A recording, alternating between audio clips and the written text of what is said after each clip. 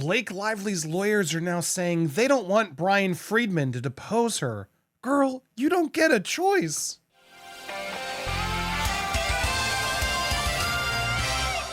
Welcome to Popcorn Planet. I'm Andy Signore, and this case is just wild. I don't understand what Blake Lively's lawyers are doing and allowing her to let things like this get out. They only add to the image we've all assumed about her, that she's this entitled, egotistical, higher than thou celebrity who will stomp on whoever and do what she pleases. I can't even begin to explain how wild it is to see this new complaint that came in. For those of you unaware, here's what happened. Last night, this came in, a letter. Dear Judge Lyman, as counsel for Wayfair, just as from Justin's attorneys, James Heath, Steve Seritz, Justin Baldoni, etc., Melissa Nathan, etc., we write to advise the court of an issue that Wayfair parties wish to address at the upcoming conference on February 3rd. During a conference of the parties' counsel on January 30th, counsel for the Wayfair requested the earliest possible deposition of Blake Lively.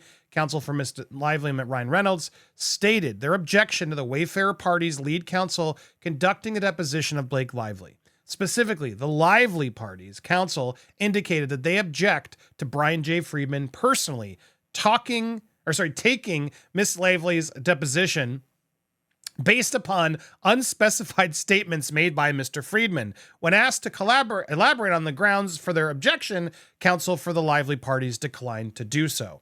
Counsel for Miss Lively has made clear that Miss Lively does not want Mr. Friedman to be the attorney who takes her deposition. We are unaware of any situation that would warrant the deposed party to have a choice in which attorney takes her deposition. Parties to litigation simply do not have the right to dictate which of their opponent's attorneys may or may not take their deposition or perform any other aspect of the opposing party's case. The Wayfair parties respectfully submit that this important issue be discussed at the internal conference, which is happening, I guess, on Monday, February 3rd. We will be covering it. You know we will. And asking the court to address this issue. We look forward to discussing. I mean, Kim and I were talking last night, and Kim was as floored as I was. And to quote her, this isn't Deal or No Deal. You don't get to pick the suitcase, Blake. And she really does think she's like, gets to choose which of the opponent's attorneys she gets to talk to. Like, is she going to do this in the trial as well? Like, oh, well, I don't know, Judge. I don't like you. Can you change your outfit a little bit? This witness is a little aggressive for me. Maybe you can do it a little nicer. Like, what is she doing?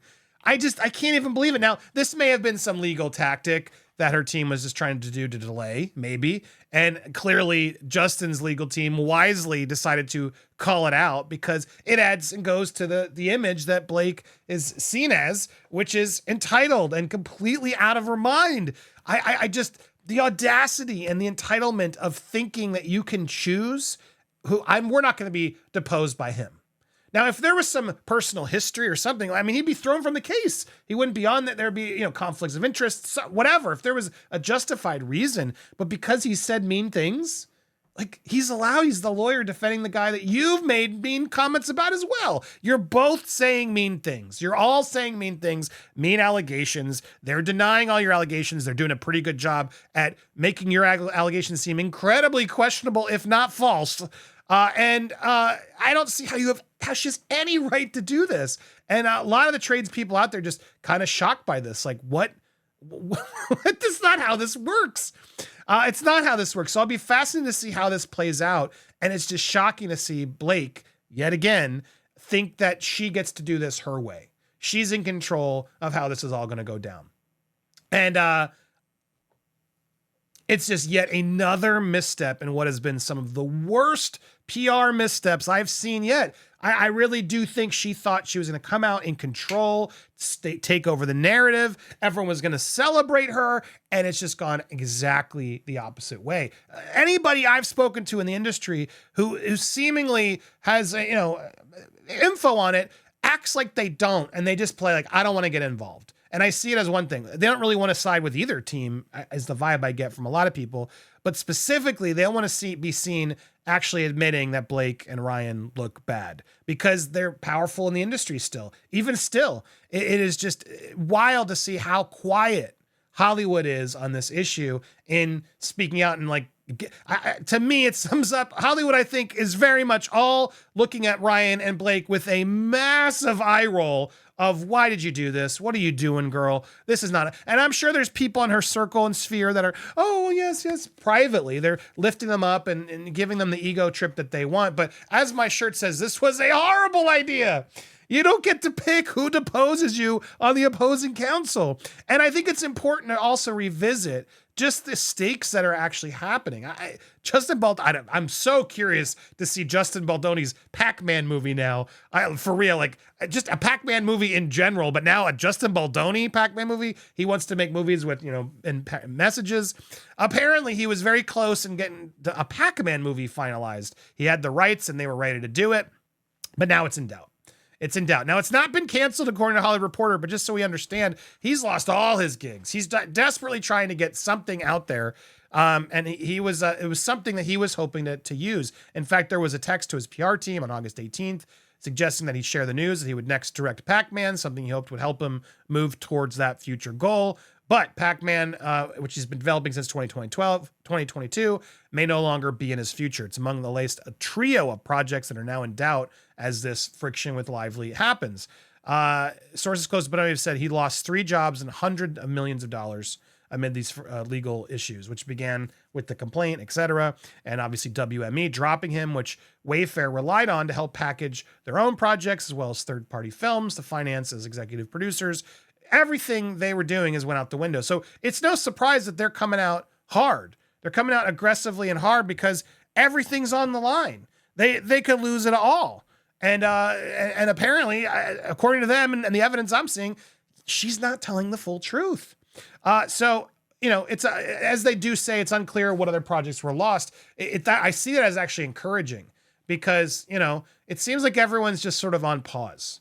They're all sort of trying to figure out how is the dust going to settle, is sort of how they say in this as well. The outfit has had deep pockets, Wayfair as a company. So Hollywood is the kind of place that you can be the absolute worst. Everyone goes, distance away. But then as the dust settles, if you got money, they'll all come crawling back and say, hey, how you doing now? They're only loyal when they need you.